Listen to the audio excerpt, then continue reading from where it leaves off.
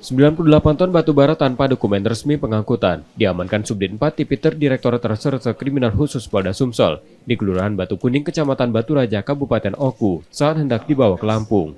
Polisi menyebut batu bara tersebut merupakan hasil tambang ilegal yang ada di Muara Enim. 98 ton batu bara itu diamankan di hari yang sama.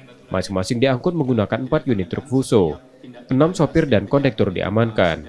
Polisi masih melakukan pencarian pada pemilik tambang ilegal batu bara. Modus operandinya rekan-rekan, ini mereka membawa batu bara dengan mengambil dari tempat yang tentunya penambangan ilegal atau penambangan rakyat yang tanpa izin usaha di Kabupaten Muara Enim untuk dibawa ke tempat pemesanan, yaitu di Lampung. Belum berhasil sampai ke tempat tujuan, sudah kita amankan. Jadi rekan-rekan, totalnya adalah 98 ton yang kita amankan, 4 kendaraan dan 6 orang pelaku. 6 sopir dan kondektur kemudian ditetapkan sebagai tersangka. Mereka masih diperiksa dan ditahan di Polda Sumsel untuk proses hukumnya. Reski Oktora, Muklas Diferensial, Kompas TV, Palembang, Sumatera Selatan.